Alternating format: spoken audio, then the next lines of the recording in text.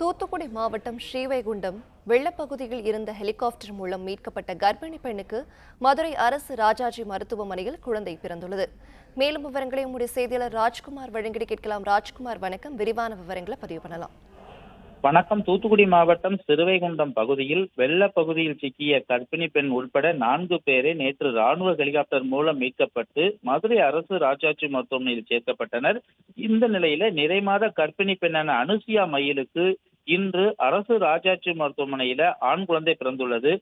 வடகிழக்கு வளிமண்டல சுழற்சி காரணமாக தூத்துக்குடி, கன்னியாகுமரி, திருநெல்வேலி மாவட்டங்கள்ல கடந்த 2 தினங்களுக்கு முன்பு அதி கனமழை பெய்தது. இதனால் தூத்துக்குடி, திருநெல்வேலி மாவட்டங்கள் தண்ணீரில் தத்தளித்தது.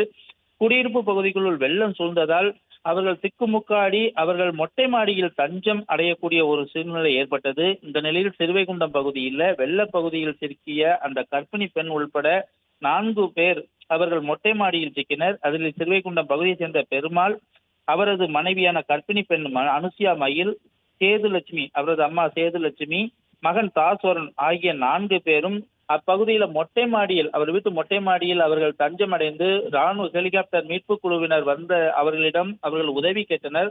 அவர்களை அந்த ஹெலிகாப்டரில் கயிறு கட்டி அவர்களை மீட்டு உடனடியாக மதுரைக்கு கொண்டு வந்து மதுரை விமான நிலையம் கொண்டு வந்தனர். மதுரை விமான நிலையத்திலிருந்து ஆம்புலன்ஸ் மூலமாக நேற்று மதுரை அரசு ராஜாஜி மருத்துவமனையில் சிகிச்சைக்காக சேர்க்கப்பட்டிருந்தனர்.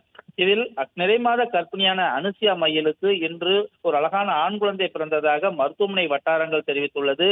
நேற்று அவர்கள் சொல்லும்போது கூட பல குடும்பங்கள் தண்ணீரில் தத்தளித்தது, எங்களுக்கு இந்த ஹெலிகாப்டரில் ஏற்றி கொண்டு வந்தது கடவுளுடைய அந்த ஒரு அனுகிரகத்தால் தான் நாங்கள் இந்த மாதிரி உயிர் பிழைத்தோம் என்று அவர் கண்ணீர் மல்க கூறியிருந்தாலும் கூட இன்று அழகான ஆண் குழந்தை பிறந்ததை கண்டு அவர்கள் மகிழ்ச்சி பொங்க நம்மிடம் அவர்கள் அந்த தகவலையும் பகிர்ந்து கொண்டனர்.